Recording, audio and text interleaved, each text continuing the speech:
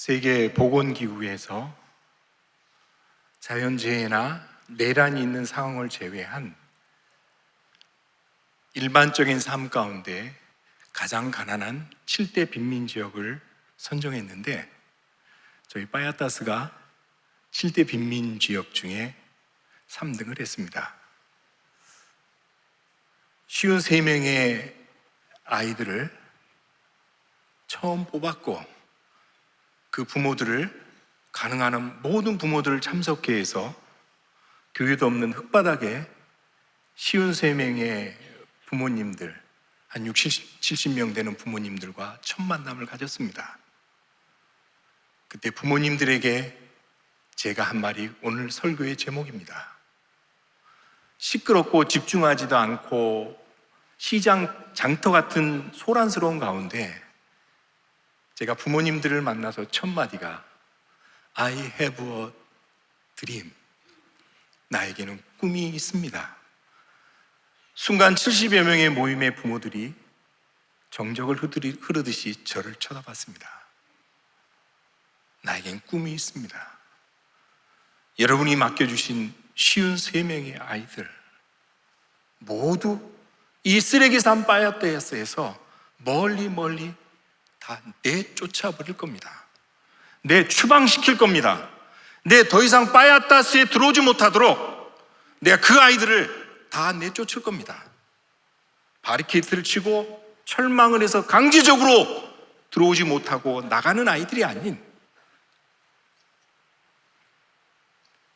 실력 있는 아이로 키우겠습니다. 하나님 앞에 기도하고 자기의 꿈을 찾아서 쓰레기를 더 이상 뒤져 먹지 않고 하나님의 비전이 있는 아이들로 키우는 게 저의 꿈입니다.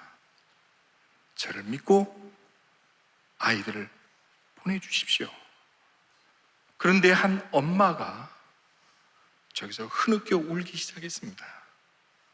그런데 상당히 많은 부모들이 울기 시작합니다. 53명의 아이들을 모아놓고 타임캡슐을 했습니다. 20년 뒤에 나하고 이 항아리 속에 있는 너희들의 꿈과 비전을 캐내어보자. 선교사님은 확신해 20년 뒤에 오늘 너희들이 쓴 그 꿈대로 하나님께서 너희들을 인도하실 것이야. 그런데 아이들이 장기간을 A4 용지와 볼펜을 줬음에도 쓰지 않고 기다리고 있습니다. 어깨를 두드려 주고 머리를 쓰다듬어 주면서 아이들의 꿈이 무엇인지 궁금했는데, 조금 전에 인터뷰를 했던 채채 선생님이 저에게 뛰어옵니다. 선생님, 큰일 났어요. 왜? 아이들이 글을 몰라요. 53명의 아이들, 초등학교 1, 2학년들을 모아놓은 게 아니고 초등학교 3학년부터 고등학교 2학년까지 18살까지 모아놨는데 글을 아는 아이는 4명밖에 없었습니다.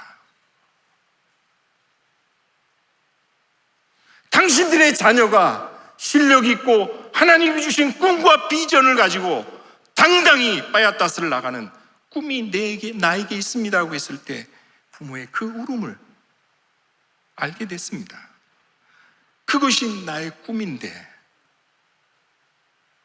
학교를 졸업해도 의미가 없습니다. 학교를 졸업해서 교육을 받아도 그 첫걸음의 발걸음을 옮길 수 없는 땅이 빠야따스입니다. 제가 7명의 장례식을 치렀습니다. 아니, 무수히 많습니다. 그러나 우리 희망학교에 소속이 된 부모들, 28살짜리 제 아들보다도 나이가 적은 학부모를 장례식을 했습니다. 34, 35이 안 되는 7명의 우리 빠야따스의 평균 수명은 43살입니다. 희망학교 부모가 아프기 때문에 늘 기도하고 방문했었는데 7명의 엄마 아빠가 죽으면서 저에게 유언을 했던 게 7명이 너무나 똑같습니다. 첫 번째, 선교사님, 나 죽으면 교복 입혀서 장례식 치러줘. 내 손을 마지막 뼈밖에 남지 않은 그들이 제 손을 잡고 나 장례식 치러줄 때 꼭 교복 입어줘. 두 번째, 나 아직도 기억해. 당신이 그날 했던 말, 내 새끼 책임진다 그랬잖아. 내 새끼 책임진다 그랬잖아. 여러분, 27살짜리 아버지가 내 손을 붙잡고 유언을 하며 웁니다.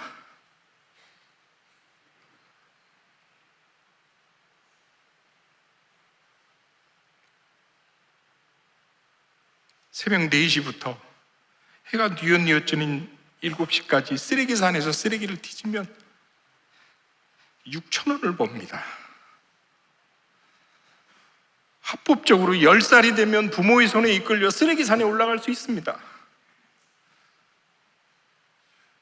8, 9명의 가족에 7,000원, 8,000원으로 살 수 없으니까 10살이 되면 부모의 손에 이끌려서 쓰레기산에 올라가서 쓰레기를 뒤집니다.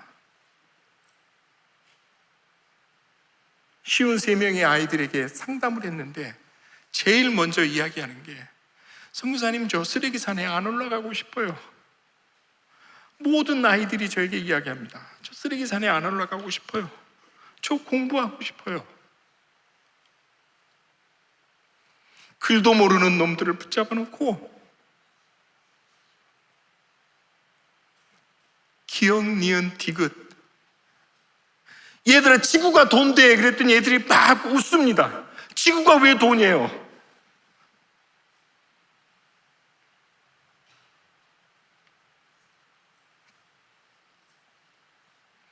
지금 바야타스에는 19명의 대학생이 학교를 다니고 졸업을 했습니다. 3명이 현지 교사로 근무하고 있습니다. 한 명이 지난 9월에 제일 힘들다는 마카티 시청, IT 학과를 졸업해서 마카티 시청에, 우리나라 지금 서울특별시청입니다. 130몇 대를 뚫고 마카티 시청의 전산실에서 근무하는 학생이 나왔습니다. 여자아이는 평생 자기 소원이 경찰이 되는 겁니다. 네, 경찰 됐습니다.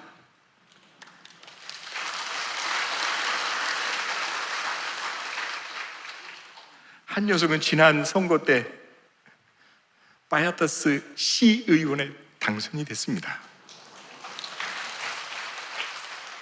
9월에 또 경찰학과를 졸업한 2명이 경찰 시험을 봅니다. 내년 5월에는 또 대학을 졸업한 4명이 또 새로운 직장을 갖습니다. 저에겐 꿈이 있습니다. 그 녀석들 더 이상 바야타스에 살 이유가 없습니다. 그 아이들이, 우리 바야타스의 교회가 변하고 있습니다. 예전에는 지루한 예배였습니다. 그냥 보험용으로 신앙과 믿음이 없이 그냥 교회에 와서 자기 위안 삼아 교회 다녔었는데, 이제 대학생들이 교사를 맡고 있습니다. 그리고 대학생들이 IT 학과를 졸업하는 아이가 영상으로 예배를 준비하고 파워포인트로 찬양을 띄우고 영상의 예배를 드립니다. 내 대학생이 싱어를 합니다. 한 녀석이 키보드를 칩니다. 한 녀석이 드럼을 칩니다. 한 녀석이 베이스 기타를 칩니다. 우리 바야타스 예배가 흥이 납니다.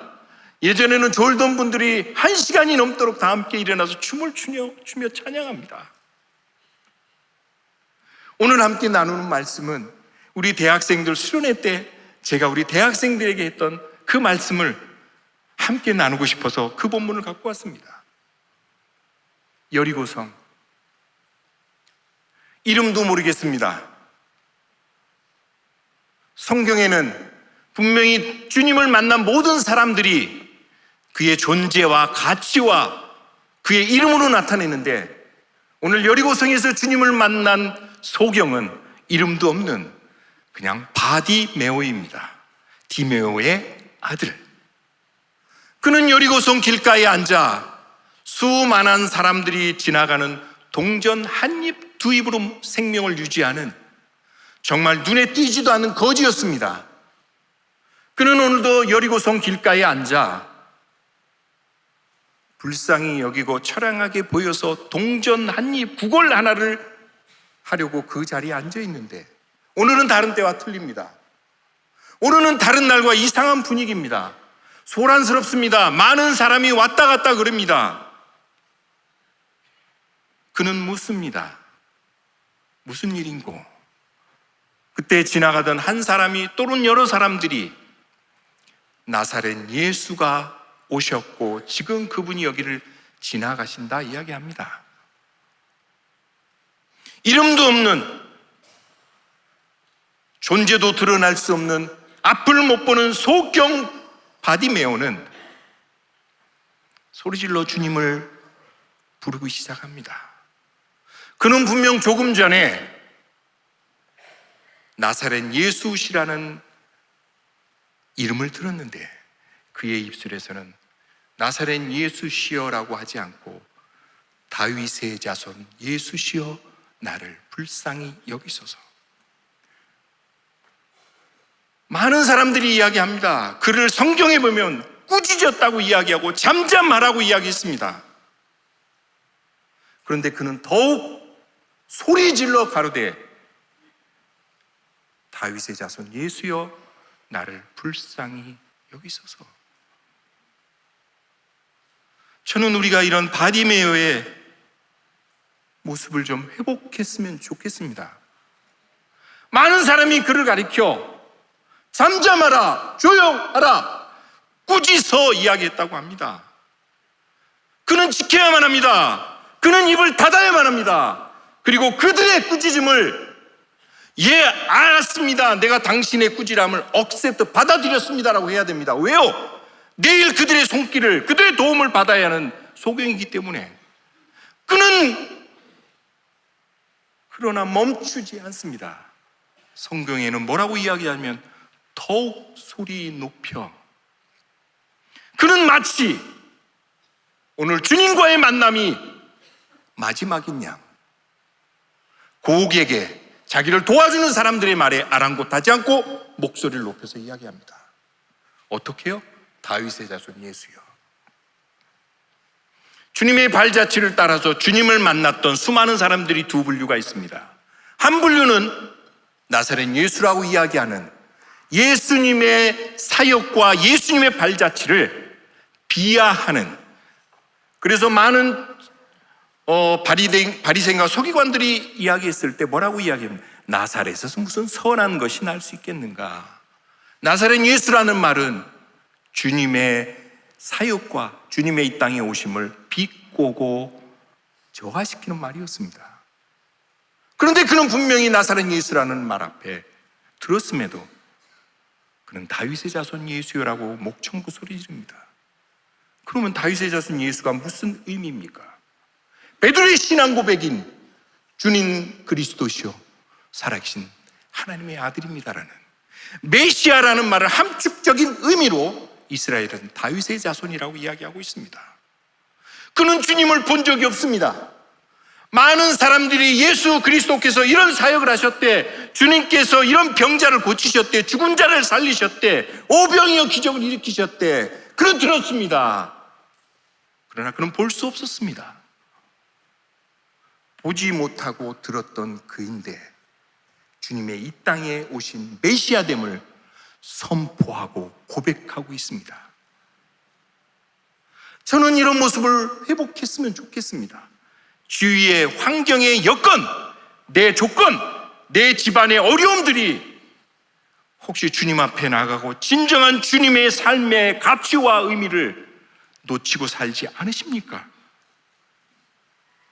좀 좋아지면 하지, 내 사업이 좀 회복되면 헌신하지, 내 자식이 고3이니까 내 자식이 이런 어려움이 있으니까 요거만 회복되면 하지. 아니요, 주님의 부르심, 주님의 헌신은 그렇게 하는 것이 아닙니다. 다음에 하지. 여리고 사람들이 이렇게 나를 책망하는데 다음에 주님을 만나지. 그런데 주님이 오늘 여리고성을 빠져나가시고는 다시는 여리고성을 돌아오지 못합니다. 주님은 십자가에서 돌아가십니다. 그는 목청껏 주님을 불렀습니다. 제가 빠야따스 아이들한테 한 얘기 이 대목입니다. 얘들아, 너희의 환경이 주님을 부르시고 주님을 찾고 주님을 인도하심을 받는 것을 게을리하지 마. 기도해. 누가 뭐라 그래도 너희들은 꿈을 이룬 아이들이야. 적어도 훌륭한 대학들을 다니고 너희들은 꿈을 이루었어. 이제는 바디메오와 같이 주님과 만남과 주님을 울부짖어서 주님의 음성을 듣는, 이제는 하나님과 주님과 스토리를 만드는 작업을 해야 돼. 너와 주님과의 만남, 너와 주님과의 기적 같은 만남은 어떤 조건에 제약받으면 안 돼. 주위가 뭐라 그래도 이제 우리 함께 기도하자. 주님이 그를 부르십니다. 그가 너를 오라 하신대. 그런데 바디메오는 어떻습니까? 그는 겉옷을 내어 버리고, 성경엔 그렇게 되어 있습니다. 겉옷을 내어 버리고. 이스라엘 사막 기후를 사는 이스라엘 사람들에게 이 겉옷은 낮에 뜨거운 태양을 쫓아서 보호해 줄 수 있는 귀한 도구입니다. 그리고 이 겉옷은 밤이 되면 극심하게 낮아지는 온도에 내 체온을 유지할 수 있는, 어떻게 보면 마지막 나를 보호하는 보호막이었습니다. 그런데 그는 주님의 부르심 앞에 겉옷을 내어 던져버리고라고 이야기합니다. 주님, 이제는 내 보호, 나를 인도하시고 나를 지켜주시는 이는 주님입니다는 고백입니다. 그는 겉옷을 내어버리고 뛰어올라 주님을 쫓았다고 이야기합니다. 여러분, 혹시 앞을 못 보는 소경이 뛰는 거 보셨습니까? 앞을 못 보는 맹인이 뛰는 행위를 한 적을 보신 적이 있습니까? 아니요. 절대 소경 맹인은 뛰지 않습니다. 더듬습니다. 늘 익숙한 길도 더듬어 갑니다. 좀 우리 안에 이게 회복되었으면 좋겠습니다. 주님이 너를 인도하시고 주님의 성령이 임재하는 자리에 좀 이런 모습으로 나아갔으면 좋겠습니다. 얘들아, 기회는 그렇게 많지 않아. 억지로라도, 힘들더라도 주님의 부르심 앞에, 저는 그래서 이 아이들에게 성경을 보는 일을 이야기했습니다. 말씀을 보는 일을 게을리하지 마. 말씀 속에서 주님이 너희와 함께 하셔. 말씀을 애우고 말씀 속에 함께 하셔. 이걸 게을리하지 마. 나의 가장 가치 있는 것을 내어버려도 돼. 뭔지 몰라도 그냥 뛰어가서 말씀 가운데 서야 돼. 그때 하나님이 너를 도와주신단다.